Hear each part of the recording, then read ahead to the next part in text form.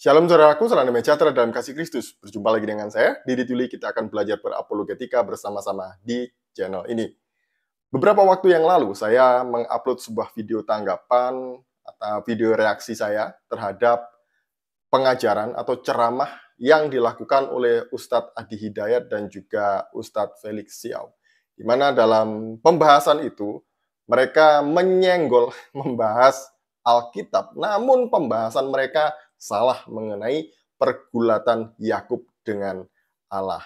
Jadi Ustadz Adi Hidayat itu seolah-olah mengejek, ya. Ini masa Bible mencatat bahwa manusia bergulat, Allah di smackdown sama manusia, manusia yang menang katanya dia.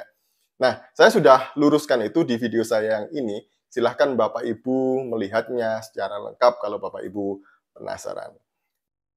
Mereka berdua ini kan bukan Kristen. Jadi kalau mereka membahas Alkitab, pasti salah, karena itu bukan bidangnya. Nah, oleh karena itu, seharusnya tidak perlulah ya, ulama Islam membahas kitab suci Kristen. Karena Anda ini bukan ahlinya di situ, bukan ranahnya untuk membahas itu. Nah, kali ini saya ada satu video yang mudah-mudahan ditonton oleh ustadz-ustadz ini ya. Video dari Rabi Yakov Baruk yang ada di bukan Langowan, Tondano ya, yang Tomohon yang terus naik itu. Di Tondano sana ada satu sinagog dan beliau inilah yang menjadi pemimpin di sinagog itu dan menjelaskan mengenai satu istilah di dalam Alkitab mengenai perkawinan atau pernikahan antara Tuhan dengan orang-orang Israel. Ya, jadi Yahudi ini berat. Belum apa-apa udah ada aturan 10 perintah yang ketat itu kan. 10 perintah itu adalah sebuah, kalau di Yahudi itu ketubah, mas kawin. Jadi pemberian Taurat di Sinai itu perkawinan antara Tuhan dan Israel. Siapa mempelai laki-lakinya? Tuhan. Siapa mempelai wanitanya? Israel. Perkawinan Yahudi itu ada namanya khupah atau atap putih dengan kain. Khupah yang ada saat itu awan putih yang menutupi waktu Tuhan mengawini Israel di atas Sinai. Dari 10 perintah itu, yang pertama dia mulai dengan kata Anochi Adonai Elohecha Asher roten mayeres Misraim. Aku adalah Tuhan Alamu yang mau kamu keluar dari tanah perbudakan di Mesir. Jadi 10 perintah itu, perintah pertama itu Anochi. Saya tahu kalau di Kristen, di Katolik berbeda urutannya. Nah, kalau mereka, Ustadz Adi Hidayat dan juga Ustadz Felixio, mendengar ini, seharusnya malu ya, karena mereka tidak mengerti apa-apa mengenai kekristenan. Dan mengenai Yahudi tentunya ya. Karena di dalam Alkitab itu ada istilah-istilah yang tidak bisa ditelan mentah-mentah begitu saja. Harus dikaji, harus ditafsirkan berdasarkan prinsip hermeneutika yang benar. Jadi tidak boleh ditelan begitu saja. Ayatnya bunyi gini maka artinya begini. Tidak begitu. Karena ada perumpamaan-perumpamaan, peribahasa, kemudian ada nubuatan, ada wahyu, yang itu harus benar-benar ditafsirkan dengan betul dalam koridor yang benar gitu ya. Jadi kalau ditafsirkan ya mesti salah. Anda akan sesat kalau cara menafsirkan Anda seperti itu ya.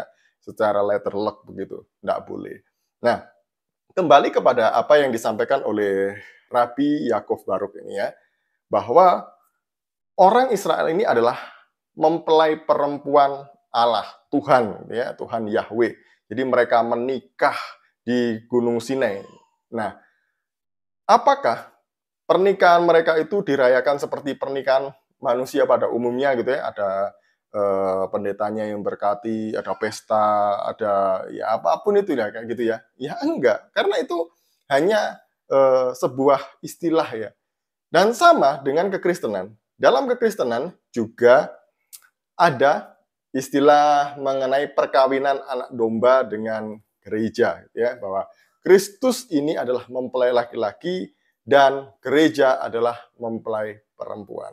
Tentu ini juga tidak bisa diartikan begitu saja seperti bunyi ayatnya, gitu. Enggak, karena gini loh ya, perkawinan anak domba dengan gereja itu nanti gitu ya, bahwa kita ini gereja, orang percaya ini adalah mempelainya gitu ya. Itu adalah menunjukkan mengenai relationship atau mengenai sebuah hubungan antara Kristus dengan gerejanya. Jadi ini gereja adalah milik Kristus. Dan di dalam pernikahan ini pasti ada yang namanya kasih. Pasti harus saling mengasihi. Cintanya itu hanya untuk yang akan dinikahi ini ya. Jangan berpikir menikah seperti manusia pada umumnya, gitu ya. Kemudian ada kesetiaan. Jadi pengantin kemudian menikah itu harus setia dengan pasangannya. Harus menjaga kekudusan, tidak boleh serong kanan kiri, harus menjaga diri agar hidup kudus, suci untuk sang mempelai nanti.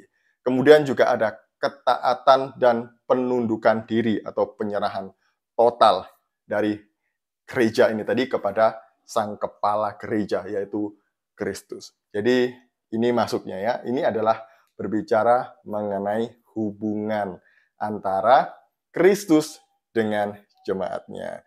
Jadi kalau orang percaya adalah mempelai perempuan, atau gereja mempelai perempuan, Kristus mempelai laki-laki, kemudian nanti akan menikah gitu ya. Jangan berpikir ada pesta di sini, kemudian ada makanan, ada minuman, ada pemberkatan nikah. Nggak seperti itu. Jadi gitu ya.